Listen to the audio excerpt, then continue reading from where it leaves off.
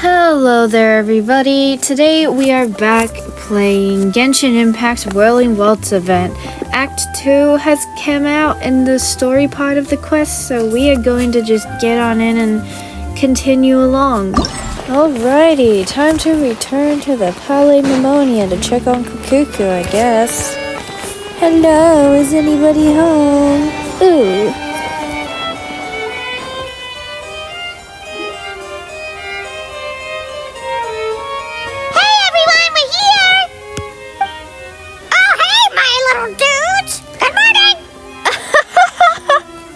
Morning, little dude. Oh, wow! Kukuku's learned a new greeting!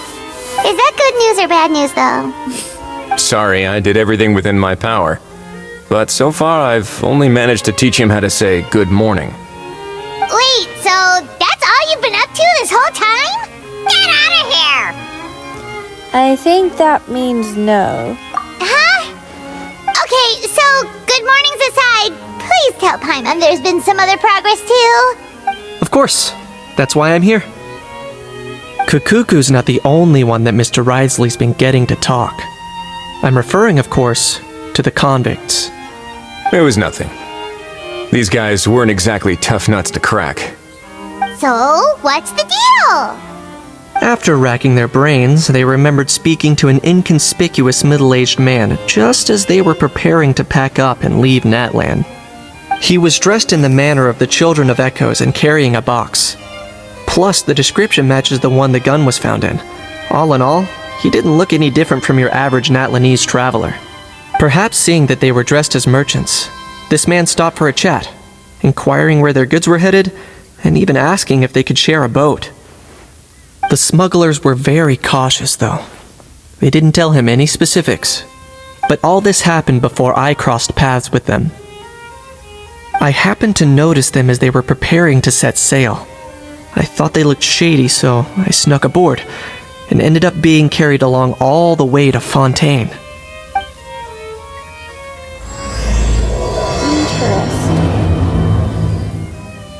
Boss, do we know if those Fontainians will even like this stuff? What if we can't shift it? And that's why we call you a rookie. It's all supply and demand, kid. Supply and demand. Natlan's foreign trade is just starting to lift off. There'll be a market for it, you'll see. That's right. So stop giving the boss trouble, rookie. Just do your job and keep an eye on the goods. Are they merchants? Have they come to Fontaine to do business? Scarred face. Calloused hands. On closer inspection, the fabric looks worn at the knees and elbows, and his fingernails are dirty. Not exactly your typical merchant. Could he have previously been a warrior? Or even an adventurer? Something feels off. I'd better sneak up and get a closer look. Oh, we get the players can each. Approach quietly. Oh, just behind here? Okay. Nice thinking, boss. This tourist tub's been fast going and smooth sailing. Plus, no one's been asking us what we're up to. That goes without saying. Big cargo ship would have been too slow, whereas the smaller ones would have been faster but way too bumpy. If we ended up damaging the goods by accident, all these months spent grafting away would have gone up in smoke. Seriously? But there's hardly anything here. Would it really have taken them months to prepare? And why would they need to transport it with such care? Could they be secretly smuggling precious items out of Natlan? I'll need to find a way to get to the bottom of this. Find a way to create a diversion so you can investigate the cargo. Oh, there.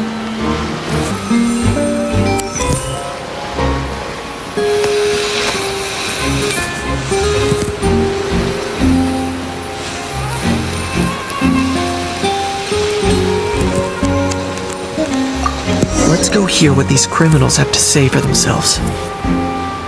Sure enough, there are relics inside the box. It's illegal to smuggle such items outside Natlan. Hey, why the long face? You're abroad on business, and you get to do some sightseeing while you're at it. Sounds like a pretty sweet deal to me. You better cheer up if you know what's good for you. I guess you're right. I was just worried I might have messed up with the packing, or that something's gonna go wrong along the way. Oh, pull yourself together. Tons of foreign tourists come traveling to Fontaine. I bet their luggage is full of all kinds of weird stuff. If someone insists on checking it all, just show them the purchase order we had drawn up. Those Fontainians can't get enough of their legalese, so I've heard. They can look all they want. Aha. So their aim is to smuggle in contraband after all. Looks like I've gathered enough intel about the smugglers and their contraband. Time to inform port security. So anyway, that was when I went and told the Fontainian guards about my suspicions. After an investigation and a chase, they finally apprehended them and sent them on their way. Well, guess they're headed exactly where they should be. Good job, Kanich. Thanks. Based on your recollections just now, I was completely focused on those smugglers at the time, so I wasn't really paying attention to other passers-by. That's only natural. Don't worry about it. Yeah, Kanich, you did great. in other words, the person who brought the gun here, the one who lost it, has no connection to the smugglers whatsoever. They were working entirely on their own. Oh dear, oh dear. Sounds like Mr. Kakuku wants to chime in? He said this elusive individual's actions are positively mystifying. It's a good observation. I quite agree.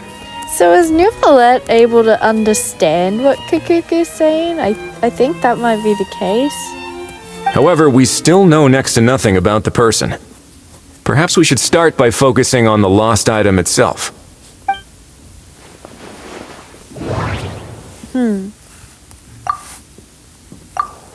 This is a relic left behind by Natland's ancient dragon civilization. It's a genuine antique, so it must be of great value. A genuine treasure lost by the roadside, yet still it remains unreported and unclaimed. It doesn't seem like an accident. No, it's as if someone left it there on purpose. Bait? Why would someone just leave such a valuable antique in the middle of nowhere? Was the plan for someone to pick it up? It certainly seems like it was the bait in some kind of trap. The only question is, why wasn't the bait made more conspicuous? Has something sprung to mind? I just remembered a film I watched this one time. Huh? Oh, wow! No way, bro! Hold on, let me explain. Just now, the traveler speculated that this box might have been placed there on purpose, as if the intention was for someone to come pick it up. That got me thinking about those films about kidnapping cases. When they demand their ransom, the kidnappers tell the victim's family to leave money or valuables at a designated spot for someone to come pick up. That doesn't merely happen in films. There have been similar cases in real life. In fact, if anything, it's probably the real-life events that inspired the films. Exactly. Sounds plausible. Ooh! Wait! This raises the stakes to a whole new level. If the gun really was some kind of ransom, then since we took the box, the kidnappers never got their payment, so does that mean they executed the hostage? Paimon, stay calm. I agree. I don't believe we have a kidnapping on our hands. Selling off stolen goods is extra work that most kidnappers would want to avoid. Unless they're after something very specific, they tend to just ask for cash. Could we be dealing with a kidnapper who's dead set on getting their hands on an ancient dragon handgun? It's not impossible, but the likelihood is very slim. We can discount that possibility for now. And speaking of selling stolen goods, don't you think this looks more like a transaction?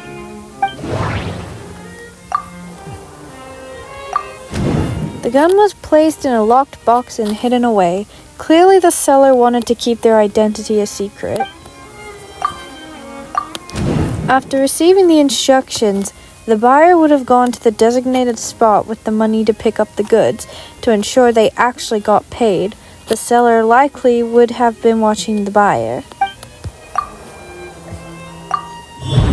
Before the buyer could show up, Lapine Pauline found the goods by chance while setting up the event venue. Due to the unexpected arrival of Film Fantasyland, the deal had to be called off. So, bottom line, this was an individual smuggler at work. Exactly. And it was the location itself that caused the deal to fall through. The last thing they would have expected was for a quiet beach to turn into a bustling film convention overnight. Not only is the area now packed with tourists, but the Spina di Rosula have a presence there. I'll bet that both parties were completely caught off guard. Great job, Lapine Pauline. That sounds like a plausible theory, but how do we verify it? Looks like your people better start rolling up their sleeves. How so? Easy. Just follow the usual procedure by putting up a lost and found notice. The more routine we make it seem, the more likely the suspect will come forward to claim it. Even if they send a proxy, we're liable to get our hands on new leads. And timing-wise, it's about time we updated the bulletin board anyway. All we need now is a lucky gestionnaire to write up the notice for us post-haste. Ah, so that's what you meant by rolling up their sleeves. In that case, I may as well write it myself. Delegating this to someone else would require an additional explanation. Or are you just not used to asking others to work overtime? Is that really a major concern here? Well, looks like I won't be needed around here. At least until the notice has been posted. You could always wait here if you like. The Palais Mermonia serves a particularly fine cup of tea if that swings it for you. Thanks, but no thanks. I left a very noisy creature with a friend before heading out. So I should probably get back to feed it. A how? Wait, he left a how with someone? Ah, I wasn't aware that you had a pet, Mr. Kanich. Speaking of pets... Get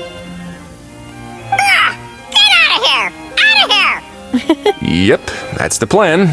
Out of here indeed. I believe that what Wriothesley is trying to say is, you are free to leave, Mr. Kukuku. Furthermore, it has been determined that Mr. Kukuku should not, in fact, be classified as a flying object. As such, he shall be free to move around Fontaine whenever he so pleases. Yeah, he's not an object, he's a living, breathing being. You're the best, bro! Aww. Oh, that really is good news! Travelers, should we bring Kukuku back to Aoife and Auroron? I shall leave him in course. your capable hands. No problem. Indeed. Okay. So, okay, we're gonna go find Auroron and Aoife. I see them. Oh wait, is that a howl with them too? Oh no. Uh-oh. Silly Goober. A how? Of course, the first bit of dialogue is probably Auroron telling off a howl. Lovely. What? What now? Let's shake hands. Oh, wait, wait, what? Fine by me! Get ready for a knuckle sandwich! Oh,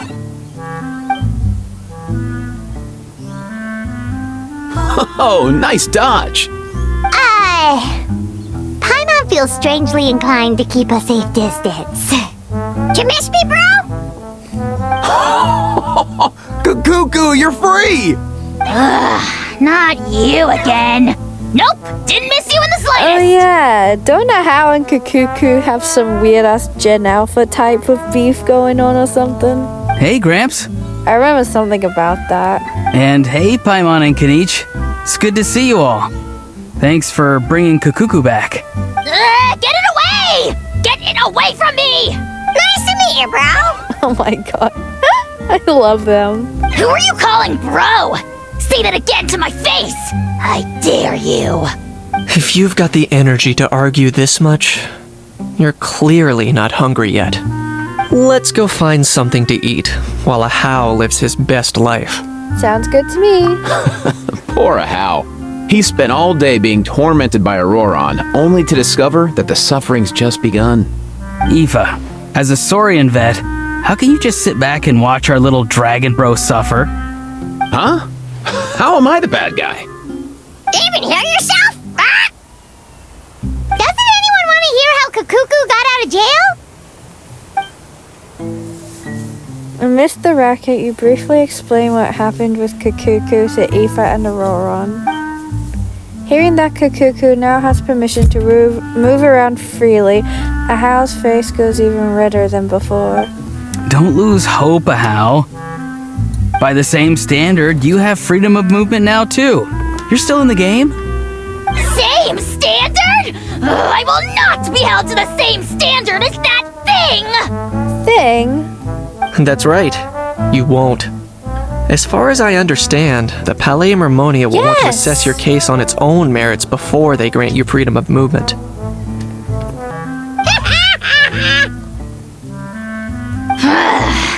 Where's that Saurian meat restaurant again? I'm gonna march that little pink balloon right into the kitchen! Oh my god. Yeah, good luck with that, bro. You'll be putting your own neck on the line, too. Also, there's no such restaurant! Anyway, thanks for looking after Ahau, guys. I'll take over from here. Why you? One Kakuku delivered as promised. Between the two, Kakuku wins the cuteness competition hands down. Well, Paimon wins my cuteness competition. Oh my god, how's she gonna react to that? Aw, really? Thanks! Aww. Wait, who are the other contestants, though? Oh, that's funny. Wait. Do I have to wait even more? Oh my gosh. Okay. Guess we're waiting again. Before you ask, yes, I do know I can skip the time, but whenever I have to wait, I just like to do other stuff while I wait, such as collecting ascension materials and stuff. So don't go screaming at me in the comments about how I can skip time, because I know. Okay, back to the Palais Mermonia. Hello, sillies.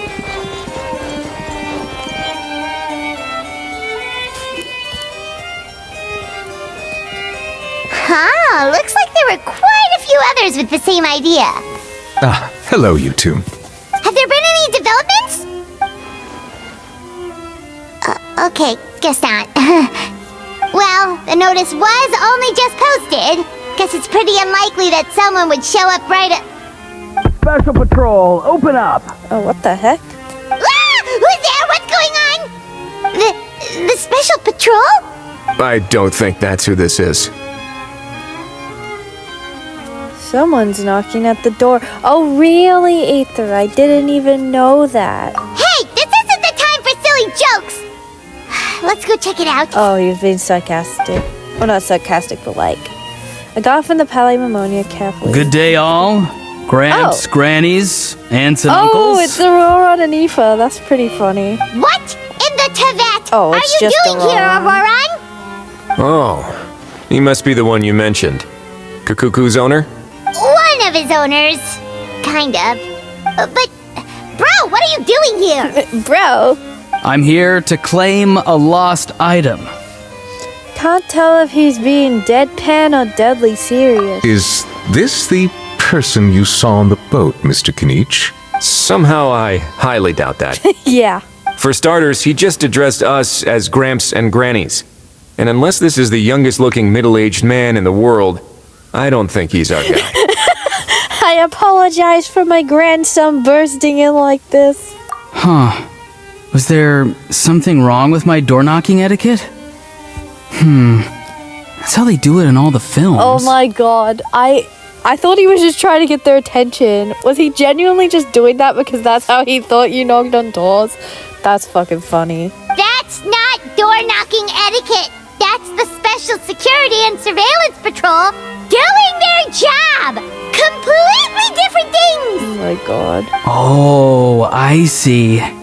I figured it was just a polite way of requesting entry to show the people inside you had something important to discuss. I can't tell if he's being sarcastic or not, and I love that. Oh, sorry about that. I totally goofed that one up. Give me a moment. I'll go back out and try again. No need. So, Auroron, you said you were here to claim a lost item. What did you lose? Yeah, so basically, Auroron carefully describes the lost item he's come to claim. From the style of the box to the gun For itself. real now? Really matching. Oh, come on, bro. Is arresting my dear grandson what it's come to? Oh my god. Auroron, be honest now. Were you the one who lost this? no, it belongs to a friend. Wait, what? So it belongs to Aoife? Of course not. Aoife has his own gun. I'm so confused. Auroron, tell us the truth. All right then. I knew this wouldn't go well. So here's what went down. This morning, Aoife and I were playing rock, paper, scissors. Before long, he'd lost, as he usually does. So we figured we'd head out and visit some of the Court of Fontaine's famous landmarks. When we got near the plaza, a man suddenly stopped us to ask for help. He said that he had lost something and that someone had found it and sent it over to the Palais Mermonia. But apparently he used to work here and was worried it'd be awkward bumping into his old coworkers, so he asked us to pretend to be the owners and claim it on his behalf. Oh, I see. You didn't manage to keep that pretense up for long. It's fine. I'm not the one who feels awkward anyway. So, a former employee of the Palais Mermonia. Was this individual a Fontaine native? Yes, at least I assume so. He looked like a well-dressed gentleman to me. We were about to refuse, but he was so polite. Could it have been a disguise? Oh no. Auroron, Paimon thinks you've been tricked. This person might be in cahoots with the bad guys. Oh, maybe he already took off and escaped as soon as your mission went pear-shaped. No way! I'm not that dumb. Huh? He's not going anywhere. Aoife and Kakuku are keeping an eye on him over at the plaza. Keeping an eye on him. I like the sound of that. Nicely done, bro. In that case, let's hurry over to where Aoife is. Time to catch that con man and find out what's really going on here. Wait a minute, I have a question first. Traveler, Paimon. You're pretty famous in Natlan, right? I mean, yeah. The traveler kinda helped save Natlan, so. Oh, we're basically a household names. But why Bro's do got his own ancient name. Well, it's not just us. Would that be a problem? Remember when I said that the seller might be watching in secret? If so, then picking Auroron to do their dirty work was a careless mistake on their part. It suggests that the person who got Auroron to claim the item might not be fully in the know themselves. There are plenty of unanswered questions, but standing around racking our brains won't help.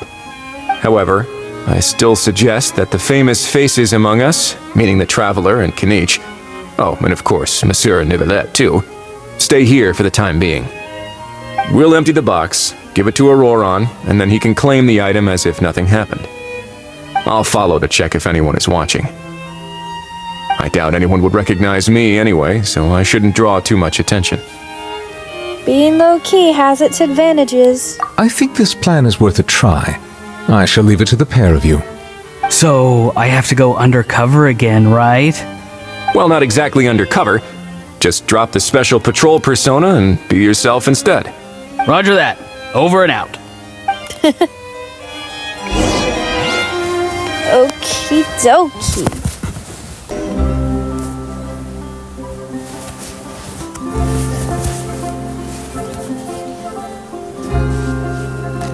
No sign of any suspicious individuals around here.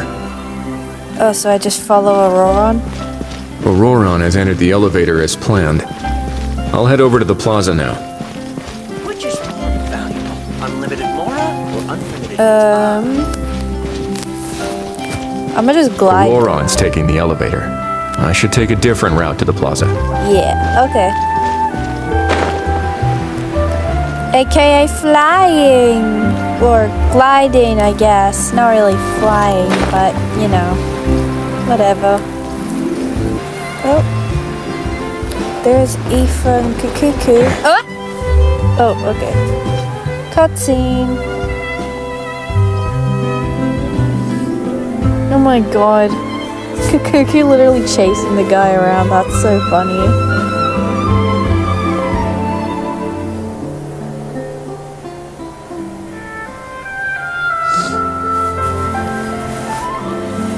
Nothing suspicious going on here either. Strange. Maybe we're overthinking this? Oh dear! Oh dear! What the heck? Stop with the pecking! Stop with the pecking! Please, sir, I'm begging you, do me a favor and get this pet of yours under control! The heck are you on about? Sorry, but he's not my pet. He's my coworker. And I should warn you, he's not too happy with how you're talking about him. What the? This thing has a job? So in Natland, they just dish out jobs to any old thing. Don't talk about Kukuku like that. Uh-oh. Kukuku's not too big on being called a thing either. You're on your own now. I'm sorry. Please, Mr. Kukuku.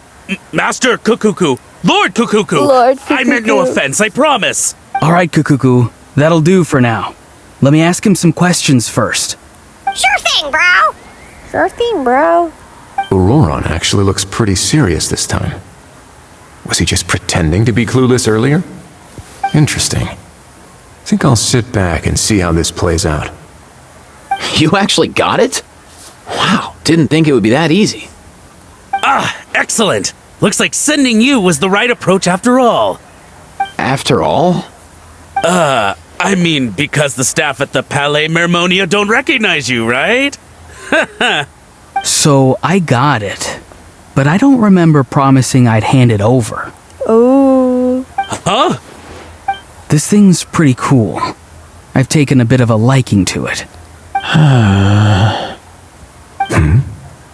Please don't do this, my good sir, my master, my lord. My very life hangs in the balance. His life hangs in the balance? If this means so much to you, what are you gonna offer me in return? We're just sitting on it. Are you trying to get him to say my life? How'd you know that? Because I watched that film with you. You should drop the act. We don't want a real misunderstanding in our hands. You're probably right. But honestly, I don't know what else to say. Sorry, this is the most myself I can be. Is that enough? Enough. More than enough. Who's this dude? Just think of me as a staff member from the Palais Mermonia. Now, if you don't mind, I have some questions for this gentleman about that life or death treasure you were just discussing. Truthful answers appreciated, of course. Oh no, I'm toast now.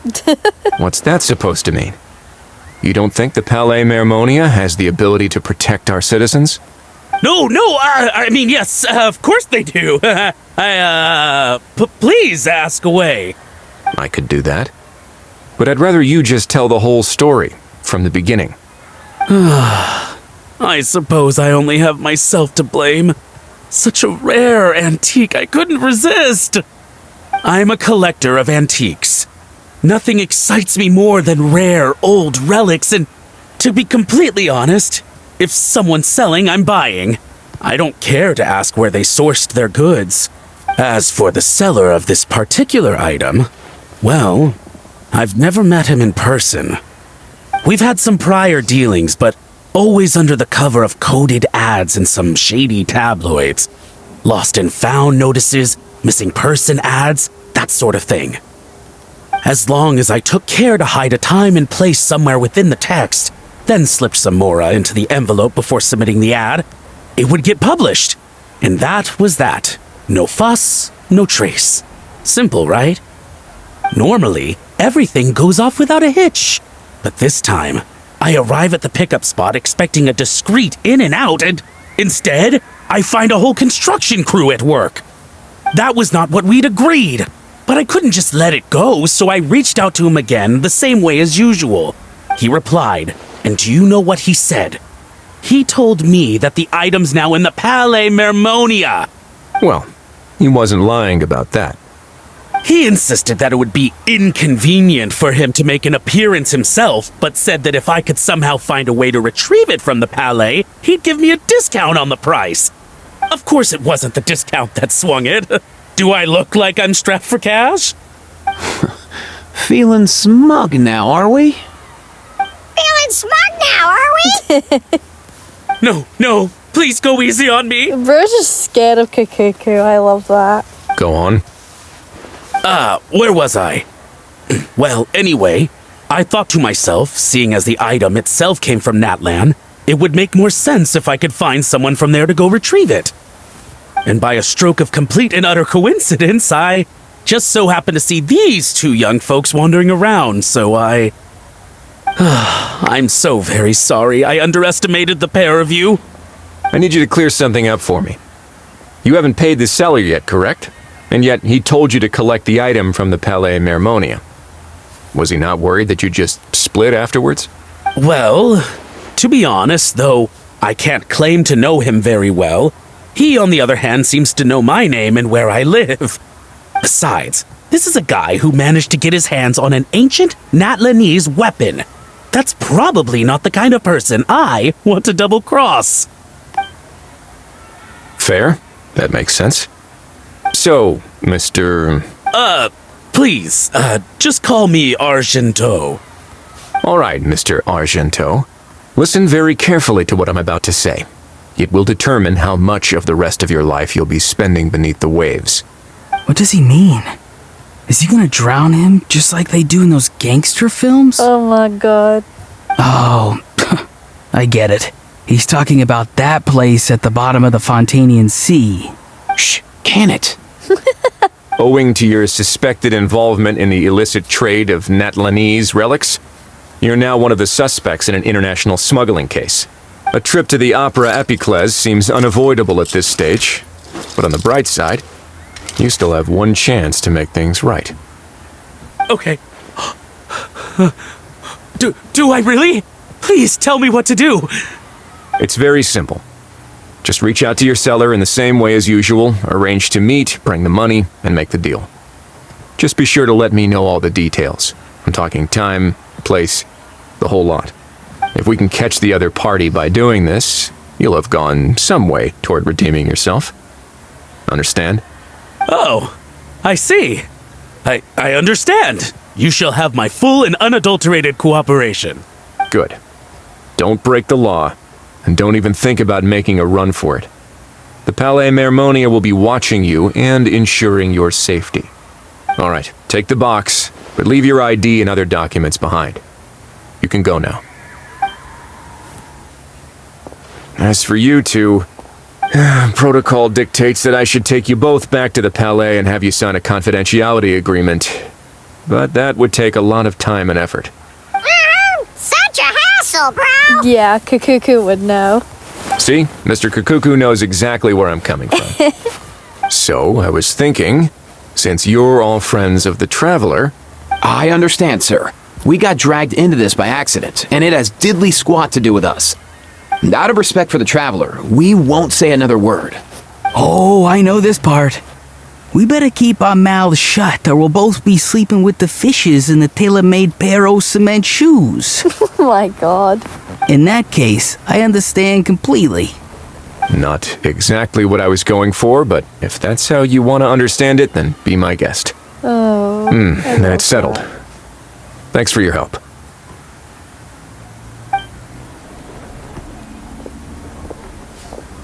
Boy, am I glad that's over. That's enough work for one day. Time to head back.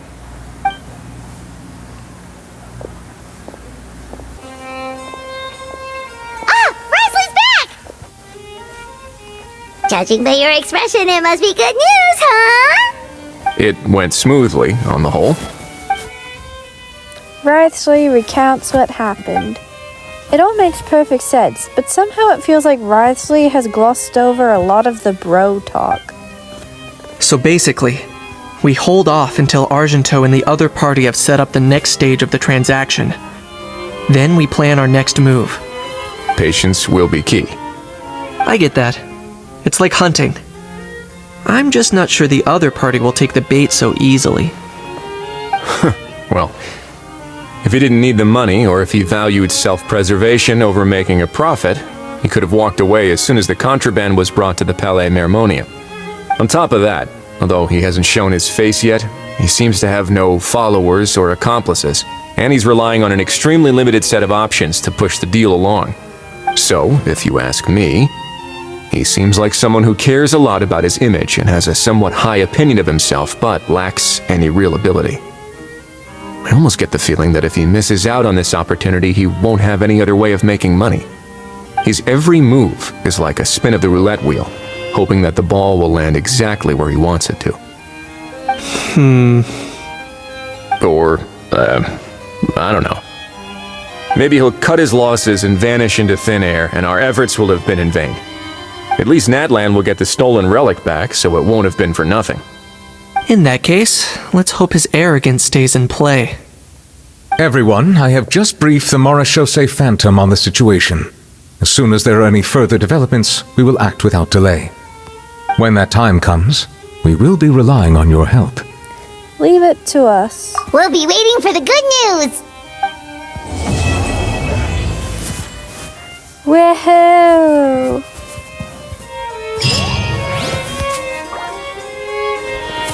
I love how Nuvalet and Risley are still there, but Kenichi just basically just evaporated. On the topic of kidnapping cases, how exactly do we define the subject of a kidnapping? According to the regulations, I mean. Aside from humans, do pets count?